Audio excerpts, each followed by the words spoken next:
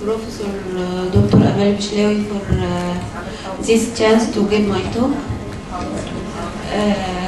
I congratulate her for the conference which I was missing while I was not in Egypt.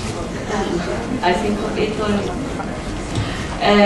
My subject is about atherosclerosis in thalassemia. I hope this is an interesting subject to you. I know most of you want to go home.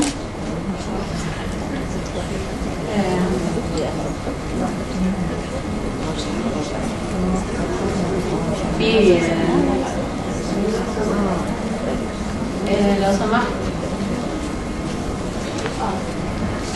What is atherosclerosis? As we know, in atherosclerosis,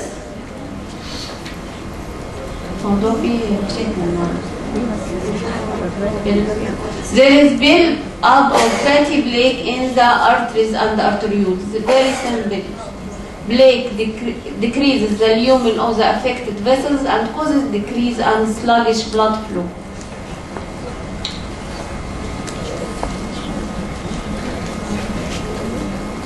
هو أنا بتحرك منين؟ دي مش الكمبيوتر اللي عايزها.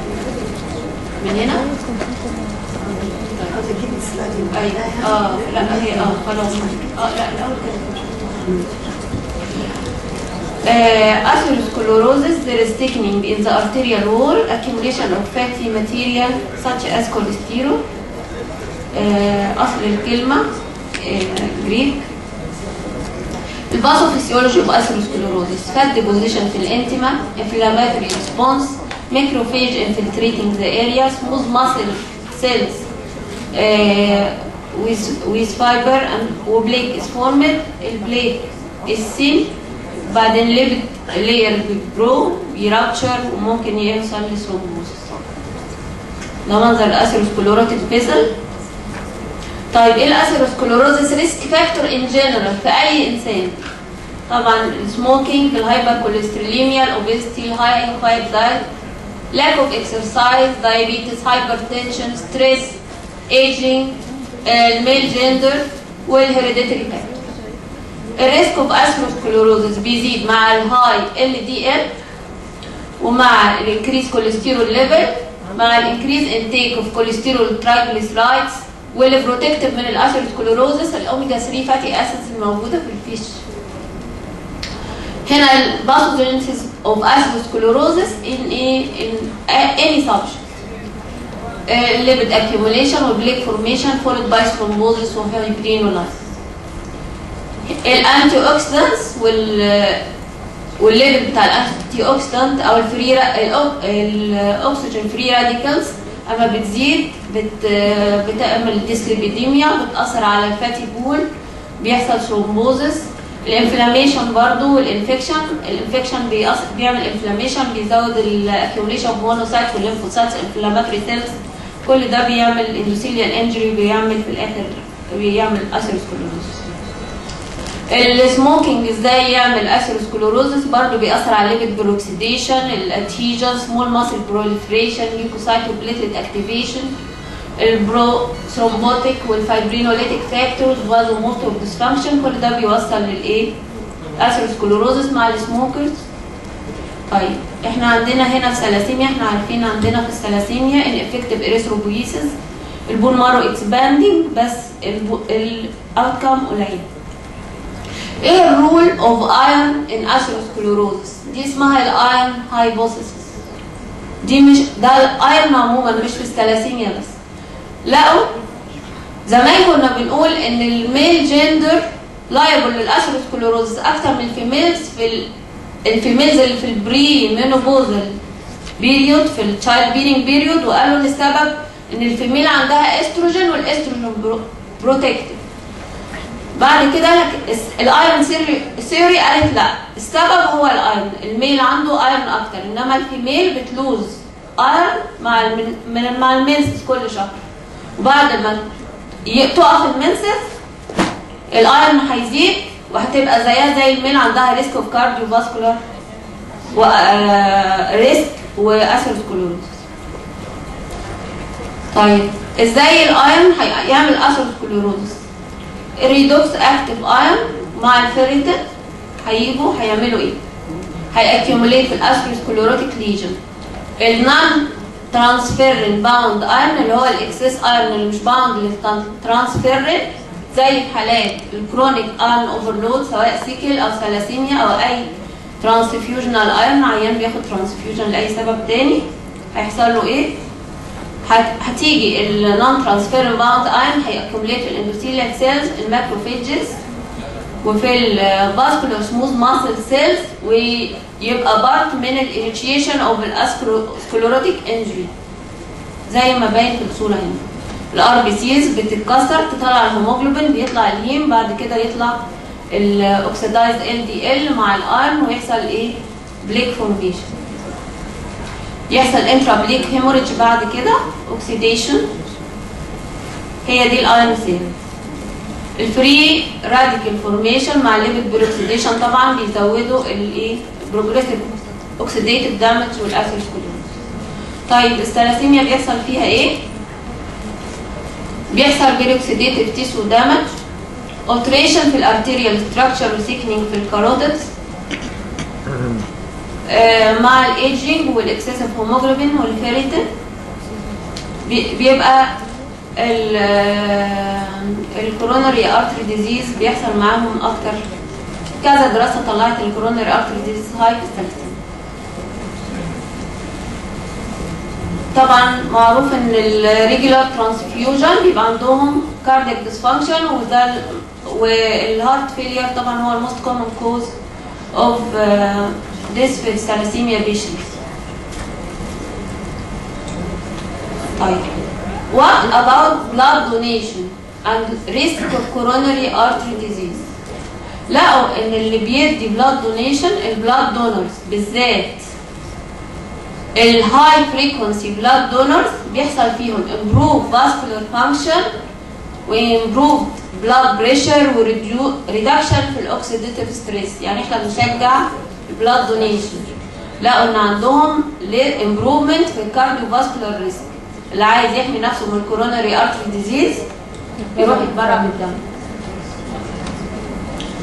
هنا الفري هيم توكسيستي بتأثر على ايه؟ وطبعا محاضرات اللي قبل كده اتكلمت عن الموضوع ده. في بروموشن في الفورميشن مع الهيم اكسس هيم ريليز في الرياكتيف اوكسجين سبيشيز اكسس ليبيد بروكسيديشن واندوثيليال انجري. طيب في ديبيت على كده. ايوه في كلام ان الثلاسيميا ممكن تبقى بروتكتد من الاثيروسكليروزس. ليه؟ في ريدكشن في السيرم كوليسترول في الثلاسيميا، وده فايندنج. اي عيان ثلاسيميا بنعمل له سيرم كوليسترول بنلاقيه اقل من النورمال. في لور بلاد فيسكوستي لان الهيماتوكريت فاليو اقل والهيموجلوبين اقل من النورمال. البلاد بريشر بيبقى اقل من النورمال، ما بيبقاش عندهم هايبرتنشن. في ديكريز في الهيموجلوبين. لكن الهاي ايرون اوفرلود والاكسس بليتلت فاكتور 3 اكتيفيتي مع الامبيرد جلوكوز توليرانس اللي بيحصل لهم والهايبر ترايجليسيريديميا هم اللي اجينست الموضوع ده، هم اللي بيبقوا الفاكتورز ويزن يحصل لهم اثيروسكليروز.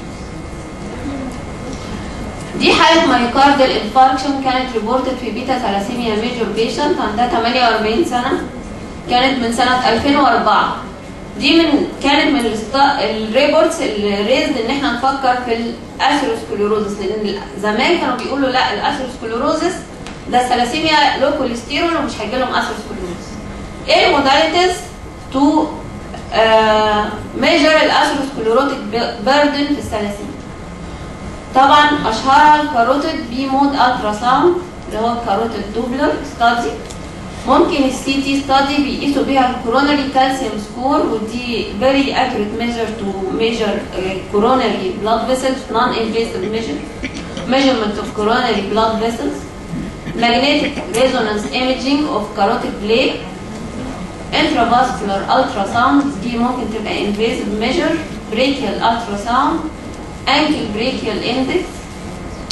Echocardiography to measure ventricular function. والبulse wave velocity والarterial compliance to measure large artery stiffness. دي الكوروناري كالسيوم سكاننج بيتعمل بسي تي او بالكترون بيم توموجرافي. however الموست كومن في الستاديز بتاعتنا هي ان احنا نقيس الايه كاروتيد انتيما ميديا سيكنس.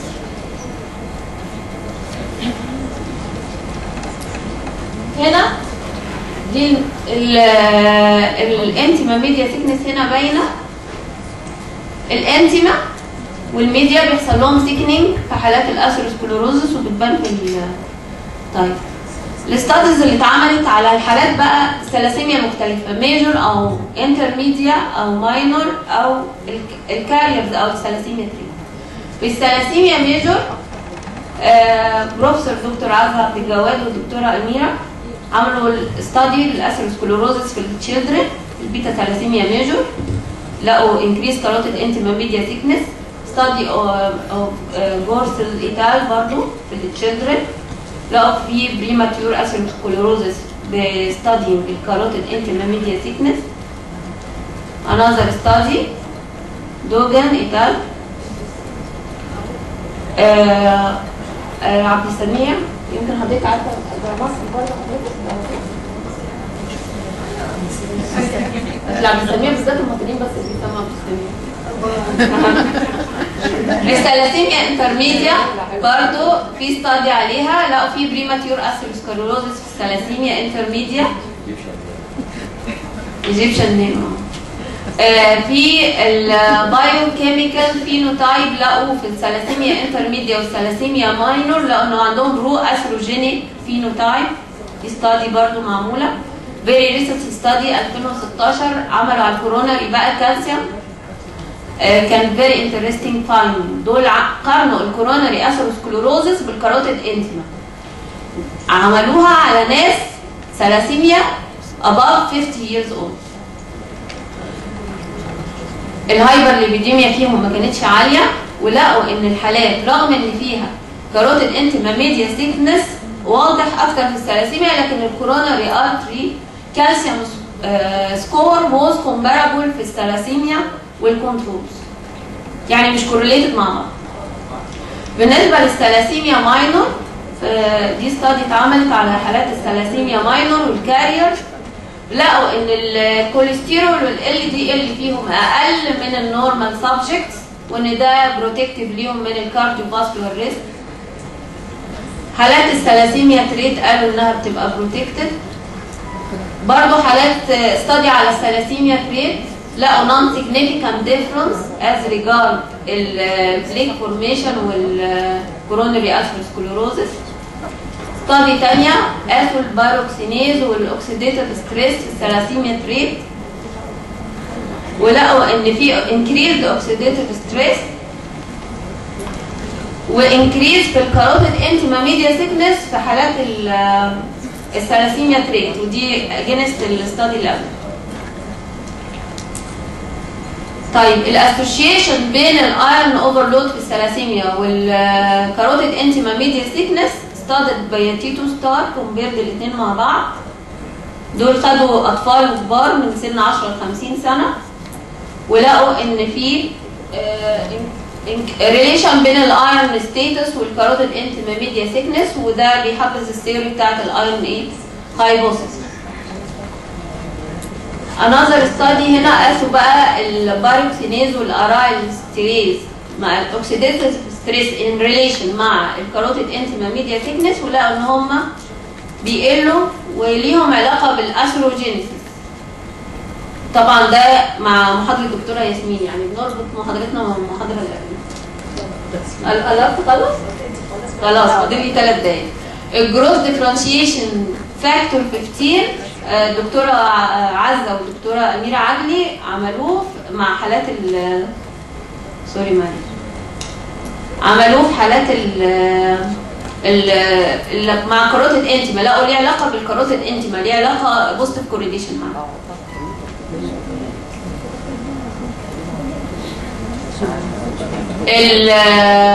اللايبوبروتين associated phospholipase A2 برضه لقوه correlated مع في حالات الثالاسيميا ميجور والانترميديا مع الكاروتيد انترميديا سيكنس.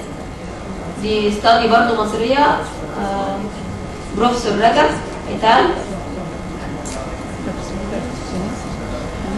الفاسكولار ديسفانكشن في جيناتيك ستاديز بقى اتعملت، بروفيسور رجب عملت على الهابتوجلوبين جينوتايب بوليمورفيزم ولقوا ليه علاقه بالبريماتيور اثيروسكليروزس في حالات الثلاسيميا. وانذر ستادي دكتوره عزه طنطاوي ودكتوره اميره عدلي عملوا الاندوثيليا نيتريك اوكسايد سنتيز جين انترون 4 فاريبل نمبر تاندم ريبيتس، ولقوا برضه ان هو كورليتد مع الاندوثيليال ديسفانكشن والسب كلينيكال اثيروسكليروزس. واخر سلايد، what are the methods to intervene to decrease the risk of atherosclerosis in thalassemia؟ هنأفويد الريسك فاكتورز اللي قلناها، طبعا الاوفر ويت غالبا ما بنشوفش ثالاسيميا اوفر ويت الحمد لله. افويد السموكينج، نعمل اكسرسايز، هيلثي دايت، بروبر ايرون كليشن طبعا اساسي، نجيب الانتي اوكسيدنت زي ما قالت الدكتوره ياسمين لاشين، ونمونيتور البيشنتس ان احنا نريبيت ان احنا نقيس الكاروتيد انترميديا سيكنس فروم تايم تو تايم. مفيش جايد لاينز الحقيقه نقيس قد ايه، نعيد الايكو كارديوجرافي، يعني نتابع العيان. ثانك يو فيري ماتش.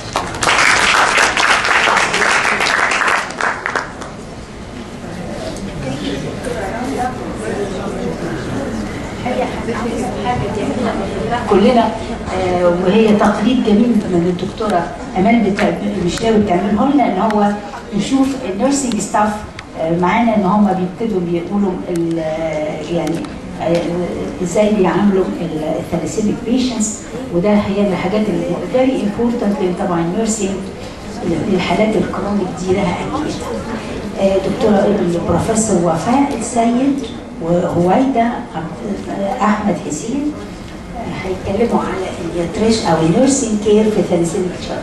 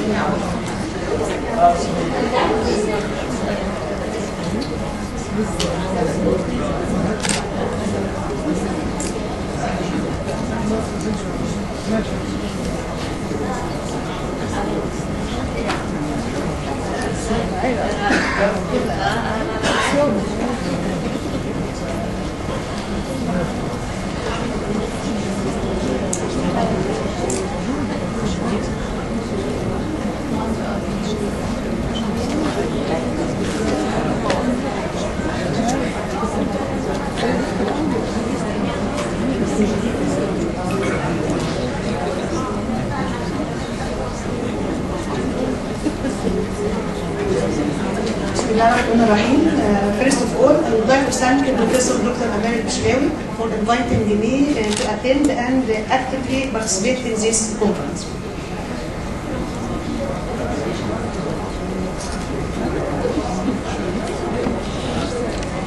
Our title is Nursing Care of Thalassemia Children.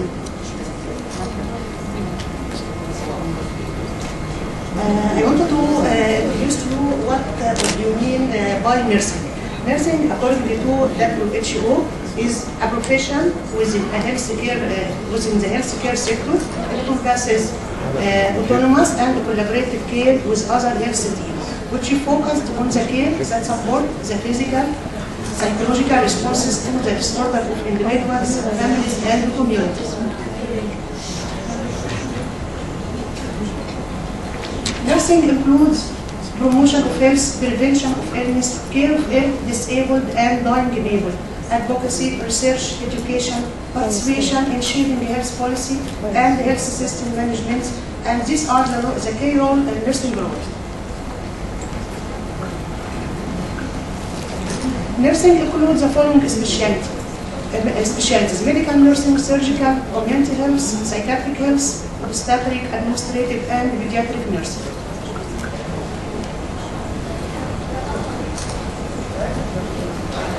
Nowadays, certain specialties developed in nursing, such as forensic nursing, genetic nursing, pulmonary nursing, blood disorder nursing, and trauma nursing.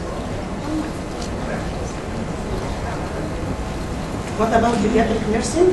Pediatric nursing is the art and science of giving nursing care to children from birth through adolescence, with emphasis on the physical growth, mental, emotional, and social development.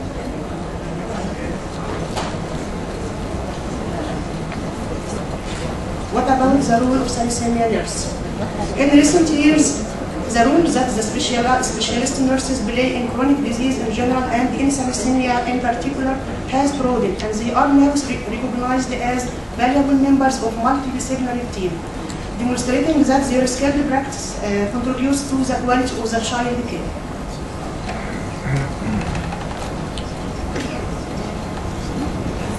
Thalassemia nurse plays a key role in child's care management, provides care and education to the thalassemia children, and those who care for them aims to improving the child's quality of life as possible. There are 5 key areas of practice that the thalassemia nurse can assist the thalassemia children, such as clinical practice, communication, outreach services, administration, and research. Nursing in clinical practice of thalassemia children includes 5 phases, which mean nursing process. These phases are nursing assessment, nursing diagnosis, planning, implementation, and finally evaluation. The first phase, nursing assessment. It is the first and most important point in thalassemia management is accurate assessment of a child disease, which include physical assessment and full history taken. This is important items that the nurse should follow to determine the problems of the children.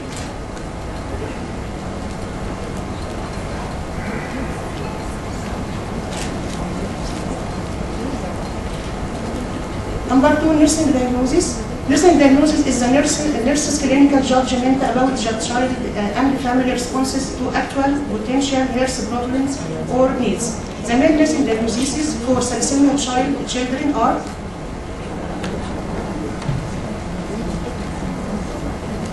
these are few examples of nursing diagnoses: activity intolerance, altered tissue perfusion, altered family process, high risk for infection.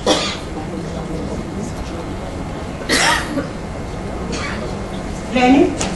Planning is a critical element of nursing the care of thalassemia children. Based on the assessment and the diagnosis, the nurse started to make priorities for nursing diagnosis and determine which nursing diagnosis should deal with it first.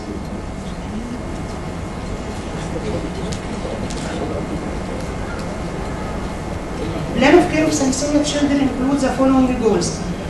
Number 1, minimize physical exertion and emotional stress.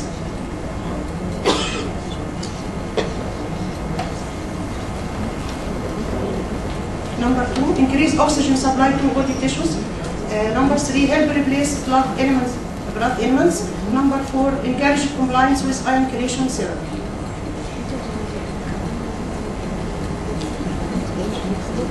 Implementation. Nursing intervention includes the following. Monitor vital signs, provide adequate rest, and help the child to choose light activities, avoid all factors that increase oxygen requirements, avoid salicylates, restrict the diet rich in iron.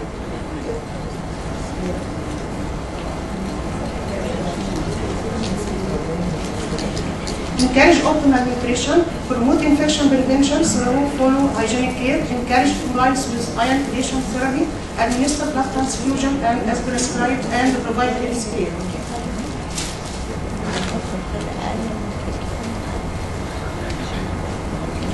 Avoid activities that increase the risk for injuries or fracture, help the child to cope with thalassemia as a chronic illness, educate and support the child or his families, and refer them to support groups and associations of thalassemia. The last phase, evaluation.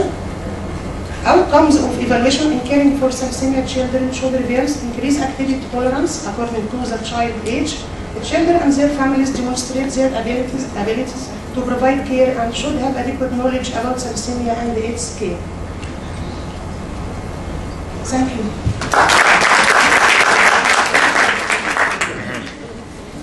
Thank you very much, Dr. Waida, for this very interesting presentation. Thank you very much. Is there any question? Dr. Waida? Dr. Waida is a professor in the faculty of nursing at Cairo University. هم اللي قبل المبادرة انهم يجوا. شكرا لحضرتك. اشتركوا وانا ما صدقت. شكرا لحضرتك. هي عاملة سألتها على الثلاثين على فكرة معايا. بس ما قلناش one item. What about the psychology of the child psychology?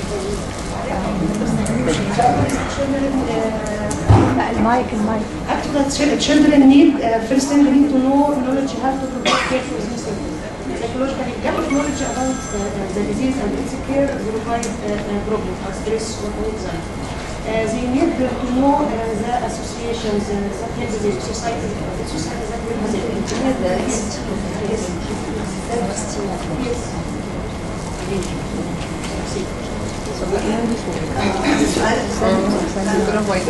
في عندكم تريننج بروجرامز للنيرسينج للهيماتولوجي از يعني تريننج كورس للنيرس اللي هيديل ويز ا هيماتولوجيكال كيس وذر ثلاسيميا سيكل سيل هيموفيليا. عندنا في الكليه في ماستر ديجري وفي دبلومه وفي دكتوراه. لا مش بتكلم على مش ميديكال مش ديجري تريننج بروجرام whatever the duration يعني a well structured program for training. لا احنا لو لقينا حضرتك في responsibility nurses احنا يعني عندنا negotiation to help them in training nurses.